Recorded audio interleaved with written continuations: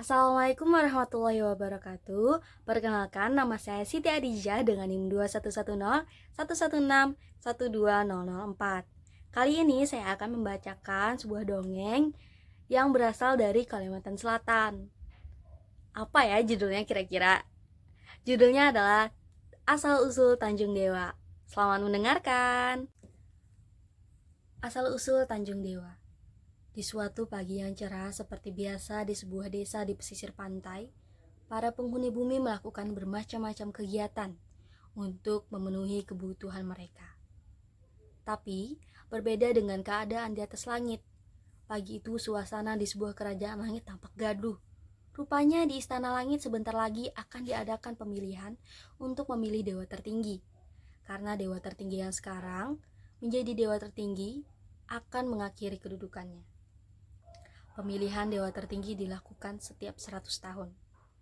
Dewa tertinggi memanggil para dewa penasehat, Raja Langit dan Raja Bumi. Biasanya mereka yang akan menentukan siapa yang pantas dipilih menjadi dewa tertinggi. Setelah beberapa lama mengamati sikap para dewa di langit, pemilihan ini dilakukan untuk menggantikan posisi Raja Dewa sekarang. Setelah itu, mereka memilih 3 dewa untuk diturunkan ke bumi sebagai salah satu syarat penilaian. Yang terpilih adalah dewa api, dewa air, dan dewa angin. Mereka bertiga dipilih raja dan dititah untuk turun ke bumi serta menjadi manusia biasa. Kalian harus melakukan perbuatan-perbuatan yang bisa membuktikan kalian pantas menjadi dewa tertinggi. Selama kalian di bumi, kalian dilarang menggunakan kekuatan kalian. Kalian harus bertindak seperti manusia biasa. Akhirnya, ketiga orang dewa tersebut turun ke bumi dan memilih sebuah desa di pesisir pantai. Mereka merubah penampilan mereka menjadi pemuda biasa. Setiap hari, mereka melakukan perbuatan-perbuatan yang baik. Mereka selalu menolong orang-orang desa, dan orang-orang desa sangat menyayangi mereka. Sangat senang dengan kehadiran ketiga dewa tersebut. Namun di balik itu, dewa api ternyata menyimpan kegundahan di hatinya. Dia merasa dewa airlah yang akan menjadi dewa tertinggi. Dia mengira dewa tertinggi lebih menyayangi dewa air. Sedangkan keinginan dewa api untuk menjadi dewa tertinggi sangat besar. Sementara dewa air sangat senang tinggal di bumi. Menurutnya, hidup sebagai manusia lebih menyenangkan. Dia bisa melakukan banyak hal tanpa terikat banyak peraturan. Akhirnya, tibalah hari penentuan di mana dewa tertinggi akan memutuskan siapa yang akan menggantikan dirinya menjadi dewa tertinggi. Dewa tertinggi beserta para penasehat dewa, Raja Langit dan Raja Bumi turun ke bumi. Orang-orang desa pun telah mengetahui ketiga pemuda tersebut adalah dewa yang diturunkan ke bumi. Mereka berkumpul di sebuah tanjung di desa mereka.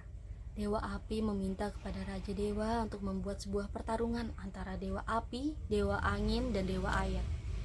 Dan siapapun yang menang berhak menjadi Raja Dewa. Dimulailah pertarungan antara 3 dewa tersebut. Yang pertama bertarung adalah dewa air dan dewa angin. Mereka bertarung cukup lama, dan akhirnya pertarungan dimenangkan oleh dewa air.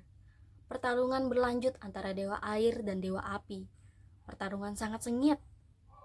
Dewa api bertarung dengan penuh amarah. Dia benar-benar berniat untuk membunuh dewa air. Tanpa diduga, dewa air mengeluarkan api. Dewa api mengeluarkan api yang sangat besar dan membakar dewa air. Dewa air terkejut dengan serangan dewa api yang tiba-tiba tidak sempat. Dia tidak sempat mengelak dan tubuhnya pun terbakar. Sambil mengerang-ngerang kesakitan, dewa air berkata, "Wahai sahabatku dewa api, mengapa kau ingin membunuhku? Tahukah engkau yang ingin kukatakan ketika duduk di pinggir pantai? Aku ingin mengatakan padamu bahwa aku ingin tinggal di bumi.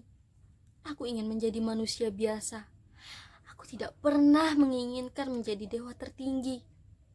Mengakhiri kata-katanya, dewa air pun tewas dengan tubuh terbakar. "Aku tidak menyangka engkau tega membunuh sahabatmu sendiri demi mendapatkan kedudukan sebagai dewa tertinggi. Sebenarnya jika engkau tidak meminta pertarungan ini, engkaulah yang akan kuangkat menjadi dewa tertinggi. Dewa tertinggi berkata sambil menatap tajam kepada dewa api. Dewa api akhirnya terduduk lemas. Ia tertunduk sambil menangis. Ia sangat menyesal dengan perbuatannya.